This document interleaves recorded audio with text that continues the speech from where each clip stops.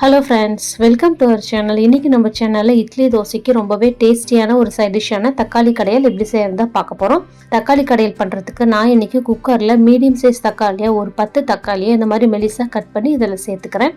தக்காளி நல்லா பழுத்த தக்காளியை யூஸ் பண்ணிக்கோங்க, அப்போ தான் டேஸ்ட் ரொம்ப நல்லா வரும்.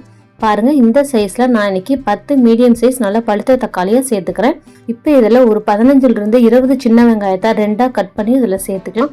பெரிய வெங்காயத்தை விட சின்ன வெங்காயம் தான் இதுக்கு டேஸ்ட் ரொம்பவே நல்லா இருக்கும். இப்போ அடுத்ததாக இதில் ஒரு 10 பல் பூண்டை நல்லா தோல் உடிச்சிட்டு இதில் சேர்த்துக்கோங்க. பூண்டு சேர்க்குறப்ப அதோட ஃப்ளேவர் ரொம்பவே சூப்பராக இருக்கும். அடுத்ததாக இதில் ஒரு கை அளவு கொத்தமல்லியை நல்லா பொடி பொடியாக கட் பண்ணி இதில் சேர்த்துட்டு காரத்துக்காக 2 பச்சை மிளகாயை இதில் சேர்த்துக்கிறேன். நம்ம மிளகாத்தூளும் சேர்க்க போகிறோம் அப்படிங்கிறனால நான் பச்சை மிளகாய் இன்னைக்கு கம்மியாக சேர்த்துருக்கேன்.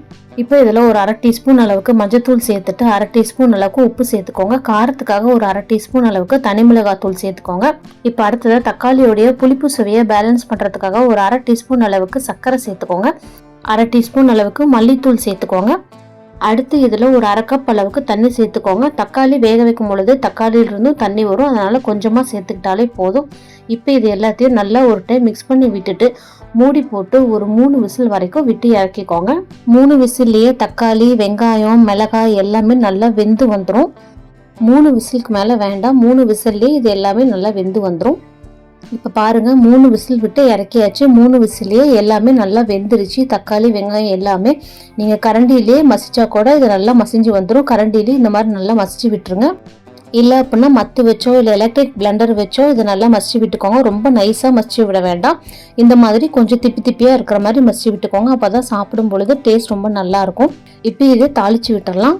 தாளிக்கிறதுக்கு ஒரு வடை சட்டியில் 3 டீஸ்பூன் அளவுக்கு எண்ணெய் சேர்த்துக்கோங்க. எண்ணெய் சேர்த்துட்டு எண்ணெய் நல்லா சூடானதுக்கப்புறமா 1/2 டீஸ்பூன் அளவுக்கு கடுகு சேர்த்துட்டு கடுகு நல்லா வெடிச்சதுக்கு அப்புறமா ஒரு 1/4 டீஸ்பூன் அளவுக்கு சோம்பு சேர்த்துக்கோங்க.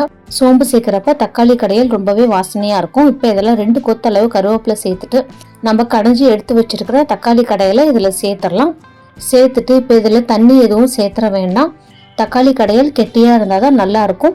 ஆல்ரெடி இது தண்ணியாட்டம் தான் இருக்குது. இது ஒரு 5 நிமிஷம் நல்லா சுண்டி இறக்குறப்ப இதோட பக்குவம் கரெக்டான பக்குவத்துக்கு வந்துடும். இப்போ இது எல்லாத்தையும் நல்லா மிக்ஸ் பண்ணி விட்டுருங்க. அடுப்பை ஹை ஃப்ளேமில் வச்சு இது எல்லாத்தையும் நல்லா கொதிக்க விடுங்க ஒரு 5 நிமிஷம் அளவுக்கு. இப்போ பாருங்கள், நல்லா கொதிச்சிருச்சு ஒரு 5 நிமிஷம் அளவுக்கு. இப்போ நல்லா கெட்டியாகி வந்திருக்கு. இப்போ இதில் கடைசியாக ஒரு கை நிறைய கொத்தமல்லியை நல்லா பொடி பொடியாக கட் பண்ணி இதில் சேர்த்துக்கோங்க. கொத்தமல்லி இந்த மாதிரி நிறைய சேர்க்கறனால அதோட ஃப்ளேவர் ரொம்பவே நல்லாயிருக்கும். இந்த தக்காளி கடையல் நினச்ச உடனே ஒரு 15 நிமிஷத்துக்குள்ளே ரொம்பவே குயிக்காக செஞ்சு முடிச்சிடலாம். ரொம்ப நேரம் எடுக்காது, சாப்பிட்றதுக்கும் அவ்வளோ டேஸ்ட்டாக இருக்கும். இந்த ரெசிபியை கண்டிப்பாக உங்கள் வீட்லேயே ட்ரை பண்ணி பாருங்கள்.